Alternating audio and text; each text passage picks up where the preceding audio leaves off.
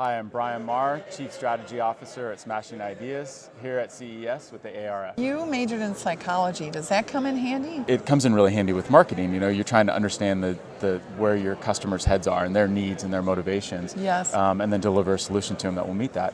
And so, but more recently, we're really bringing elements of behavioral psychology into the work that we're doing. So, say more about that, because you have this.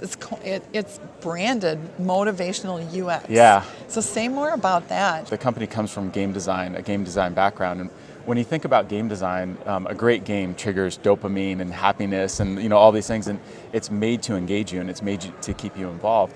And we have a lot of people that work at the company that are very skilled at that. Then we have a lot of people that are very skilled at just good, solid user experience and helping people find a usable solution. And then you bring in the behavioral psychology piece, and when the three of those come together, we're able to create 9 principles that are that keep people engaged longer, create more loyalty. So we don't do a lot of campaigns, but we do, where people end up, like the product or the platform, that sort of thing. How do you measure that?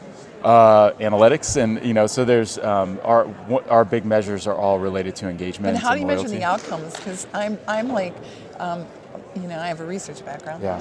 So, it's like we kind of guarantee that you'll build loyalty, or that we'll build a brand, and I mean that's really the holy grail. Right. So I know that our members and me too are curious. And how did you sift through the analytics, right? That's a great question, and it's something that evolves as the things that we work on change. But we're in sort of a unique position where, since we're creating the product, we do a lot of, during the product development process, we do a lot of testing. We do pilots. We have small groups of 30 to 90 people, and we can test it. We can put a product in market. So you're just iterating and experimenting in continually real time, online in real time. Yeah, as opposed to launching a campaign and hoping it works. Brilliant. Right? Yeah. So that we have analytics platforms. Wish I had that. Right, and and I've worked on both sides of the coin, where it's like, man, I really hope this works, even if we've tested the creative a little bit or something like that. Versus we can test a value proposition and feel pretty confident that we've reduced as much risk as possible for our clients. And then the measurements they're going to be sales as a big one, but then also I'm time glad you spent. said that. Yeah. There's an odd debate going on in the industry about whether sales should be the metric, and I'm like, are you kidding me? That's at the end of the day what we do. I don't know if we get to keep our jobs if we don't have that in there. I'm a capitalist at heart, and so there's at the end of the day, marketing is to drive sales, and it's whether it's someone giving you actual money or investing in your solution or investing their time in it, there's a transaction that has to take place. And at the end of the day, you have to get there. And so if you're at the top of the funnel, you have to drive people down to the bottom and find ways to hand off and convert. And it's challenging, but it's getting easier with the technology that we have. So you've been in the industry for a while. How about failure? Have you had any or so many. Encountered any? Yeah. What's your take on that? I'm not a very risk-averse person. I dive into the deep end, and I think again, digital affords us that ability to have a hypothesis and test it, and fail quickly. And so we have a few different things that we say to our employees internally at work, which is, number one, get paint on the walls early, meaning. Put pen to paper and let's get something in front of a customer so that we can see, how do they react to it, so we can evolve. And that's a premise of lean UX. And so people talk about lean and agile. Lean is really about doing things iteratively and fast. Agile isn't about speed; it's about a methodology for breaking down how you work on things. It's navigation, right?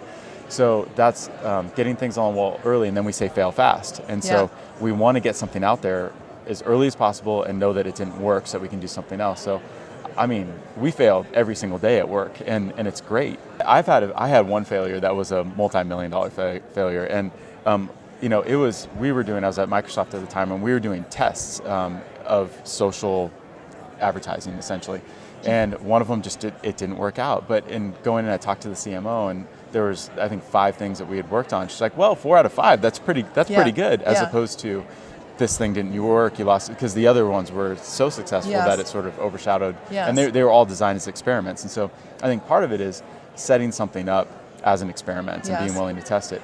At that time as well, now I've learned we should have done a smaller experiment before investing so much in the big thing. So we do talk about every day what we learn. 2015, what would you say your biggest success was?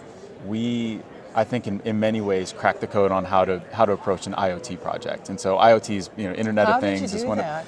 Well, everybody wants to do that. I know, and this is one of the. You guys are definitely at the bleeding edge. We have this motivational UX and. We've been fortunate. I joked around with that. One of my good friends used to be the head of strategy at another agency in town. He's like, "You guys are living the dream. You're making all of us want to make products." But so everything from that, the pilot studies and hooking up the sensors in a way that we could get real-time data and make actionable insights on it, all the way to the documentation that's required for FDA regulated products, FAA regulated products. We work in both of those industries.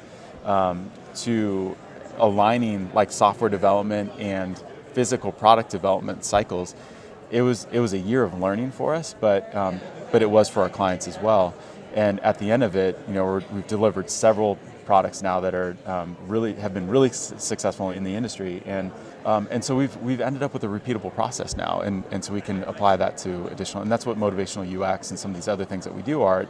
We can take something from the aviation industry or the health industry or the toy industry and apply the same principles to it and have the same positive outcomes. So Brian Marr, it's just so great to meet spend you. time with you. And thank you so much. Thank you for having me too. Yeah. This is fantastic. Great.